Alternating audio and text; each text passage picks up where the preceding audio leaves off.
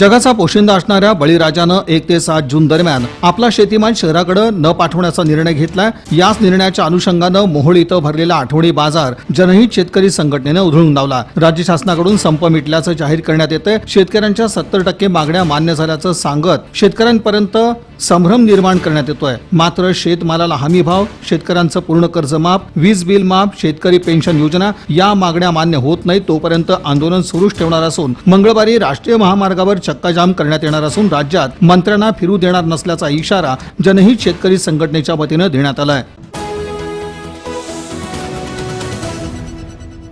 सीईटीमध्ये सोलापुरातील विजय मुंद्रा राज्यात प्रथम, सोलापूरच्या शिरपेचात आणखीन एक मानाचा तुरा खोवला गेलाय। राज्य सामायिक प्रवेश परीक्षा कक्षामार्फत इंजिनिअरिंग आणि मेडिकल अभ्यासक्रमामध्ये प्रवेशासाठी घेण्यात आलेल्या सामायिक प्रवेश परीक्षेत सोलापूरचा विजय जगदीश मुंद्रा हा विद्यार्थी राज्यात प्रथम आलाय। विजयनं पीसीएम गटातून 200 पैकी 197 गुण मिळवून प्रथम क्रमांक मिळवलाय। हा निकाल शनिवारी ऑनलाईन जाहीर करण्यात आला। या परीक्षेत स्मित धरमशी रामभिया हा देखील प्रथम आलाय। विशेष म्हणजे विजय मुंद्रा विद्यार्थी 12वीच्या परीक्षेतही सोलापूर जिल्ह्यात पहिला आलाय। 12वीत 96.3% मार्क मिळाले। घरची परिस्थिती बेताची असून विजय हा सीईटी साठी रोज 5 ते 6 तास अभ्यास करत होता। पहिल्या पावसातच नाले सफाईचा पुरता बोजवारा उडवला असून यामुळे महानगरपालिकेचे लाखो रुपये पाण्यात गेलेत। दरवर्षी पावसाळा जवळ आला की महानगरपालिकेच्या वतीनं पावसाळ्यापूर्वीचे कामं युद्ध पातळीवर करण्यात येतात। यामध्ये विशेषतः नाले सफाईची प्रामुख्यानं कामं केली जातात। प्रत्येक झोन कार्यालयामार्फत नाले सफाईची कामं करण्यात येतात। मात्र यंदाच्या वर्षी नाले सफाई झालीच नाही, केवळ दिखाव्यापुरती नाले सफाई करण्यात आली। यामुळे पहिल्याच पावसात नाले सफाईचा पुरता बोजवारा उडालाय। नेहरू हॉस्टेलमधील फी वाढ कमी करण्याची मागणी भारतीय विद्यार्थी सेनेच्या वतीनं करण्यात आली आहे। पार्क चौकातील नेहरू हॉस्टेलमध्ये ग्रामीण भागातील विद्यार्थी राहतात। जिल्हा परिषदेनं यंदा नेहरू हॉस्टेलची फी वाढवण्याचा निर्णय घेतलाय। वार्षिक 1000 रुपये असलेली फी 2500 रुपयांपर्यंत वाढवण्यात आली आहे। नेहरू हॉस्टेलमध्ये कष्टकरी, शेतकरी आणि गोरगरिबांची मुलं शिक्षणासाठी राहण्यास येतात। नेहरू हॉस्टेलमध्ये विद्यार्थ्यांना आवश्यक त्या सोयीसुविधा पुरवल्या जात नाहीत आणि वरून फी वाढ करण्यात आली। दरम्यान भारतीय विद्यार्थी सेनेनं हॉस्टेलच्या फी वाढीला विरोध दर्शवलाय। एकीकडे हॉस्टेलची फी वाढवायची आणि दुसरीकडे हॉस्टेलच्या इमारतीतील व्यावसायिक नाममात्र भाड्याने द्यायचे हा जिल्हा परिषदेचा दुटप्पीपणा असून जिल्हा परिषदेच्या शिक्षण समितीनं फी वाढ मागे घेऊन गाळ्यांची भाडेवाढ करावी अशी मागणी भारतीय विद्यार्थी सेनेचे जिल्हा प्रमुख लहू गायकवाड यांनी केली आहे। महानगरपालिकेत रोजंदारीवर काम करणारे 24 वाहन चालक कायम होण्याच्या प्रतीक्षेत आहेत। या वाहन चालकांनी महापालिकेत 1992 पासून रोजंदारीवर काम केलंय। यामधील काही जण सेवानिवृत्त होत आहेत, तरीही त्यांना कायम होण्याची आशा आहे। सोलापूर महानगरपालिकेत 1992 पासून रोजंदारीवर काम करणाऱ्या वाहन चालकांची संख्या आहे 33। यापैकी काही वाहन चालक सेवानिवृत्त झाले। आता सध्या 24 वाहन चालक कायम होण्याच्या प्रतीक्षेत आहेत। 24 पैकी काही वाहन चालकांनी 25 वर्ष महानगरपालिकेत रोजंदारीवर काम केले। हे वाहन चालक आता सेवानिवृत्त होणार आहेत, तरीही त्यांनी कायम होण्याची आशा सोडलेली नाहीये।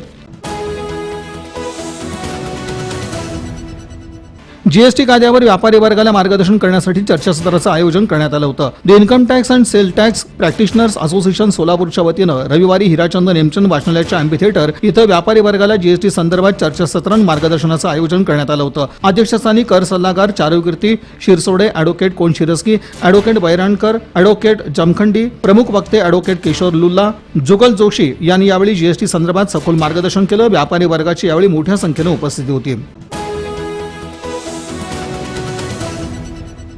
पालिकेचा आरोग्य विभाग म्हणजे अनास्था हे समीकरण निर्माण झालंय, त्यामुळे दवाखान्यांची दुरावस्था कायम आहे। राष्ट्रीय नागरी आरोग्य अभियानांतर्गत दवाखान्यांच्या सुधारणेसाठी खर्च 7 लाखावर करण्यात आला। धक्कादायक प्रकार असा की झोन कार्यालयाकडूनही तितकाच खर्च करण्यात आला। असं असतानाही रामवाडी दवाखान्यासह अन्य दवाखान्यांची गत काही सुधारलेली नाही। मग सारा पैसा कशावर खर्ची पडला असा सवाल विचारत याविषयी सखोल चौकशीची मागणी आनंद चंदनशिवे यांनी स्थायीच्या बैठकीत केली। उपस्थित प्रश्नांना आरोग्य अधिकारी जयंती आडके या उत्तर देऊ शकल्या नाहीत।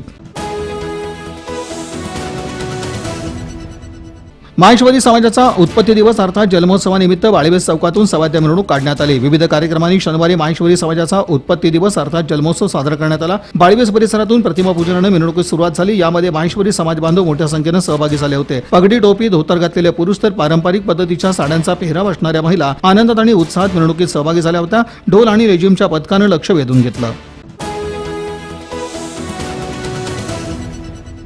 तीव्र उन्हानं होरपळून निघालेला आणि प्रचंड धगीनं असह्य शहरवासियांना रोहिणीच्या जलधारांनी दिलासा दिला. यंदा सूर्यनारायणानं आपल्या रौद्ररूपात कुठलीच कमी ठेवली नाही, त्यामुळे जबर उन्हाळ्यालाच सोलापूरकर सामोरे गेले. 45 कडे गेलेला पारा जूनची सुरुवात झाली तरी 40 खाली उतरायला तयार नव्हता. सारेच हैराण असह्य झाले होते. अखेर शनिवारी सायंकाळी रोहिणीच्या जलधारांनी दिलासा दिला. या पावसाची प्रतीक्षा होती, तो अखेर बरसला. उन्हापासून उकड्यापासून काही वेळ का होईना सुटका झाली. यामुळे जो तो चांगला सुखावला. बालमंडळींनी तर अगदी मनापासून या पावसाचा आनंद घेतला.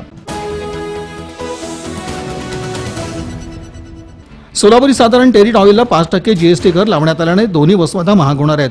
केंद्र सरकारने देशभरात एकच कर लागू व्हावा यासाठी जीएसटी विधेयक मंजूर केलं. येत्या 1 जुलैपासून वस्तू आणि सेवा कराची प्रत्यक्षात अंमलबजावणी करण्यात येणार आहे. केंद्र सरकारनं यापूर्वीच अनेक वस्तूंचे जीएसटी दर जाहीर केले होते.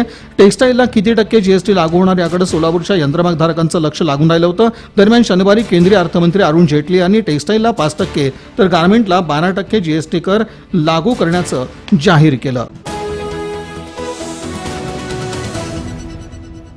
बनावट कागदपत्र तयार करून वाहनाच्या नावाखाली 6 लाखांचं संगनमतानं कर्ज उचलून रविसागर ऑटो फायनान्सची फसवणूक करणाऱ्या 4 जणांना जोडवाई पोलिसांनी अटक केली आहे. अस्तित्वात नसलेल्या जुन्या वाहनाची बनावट कागदपत्र तयार करून रविसागर ऑटो फायनान्सच्या प्रतिनिधीशी हातमिळवणी करून 6 लाखांचं कर्ज उचलून ते न फेडता फायनान्सची फसवणूक करणाऱ्या 4 जणांना जोडवाबी पेठ पोलीस ठाण्याच्या डीव्ही पथकानं जेरबंद केलंय. श्याम सुधाकर गोवे, बाळासाहेब भिवाजी कोळेकर, हाजी मलंग अब्दुल शेख, व्यंकटेश नारायण कुलकर्णी अशी फायनान्सची फसवणूक करणाऱ्या 4 ठकांना जोडवावी पोलिसांनी अटक केली आहे.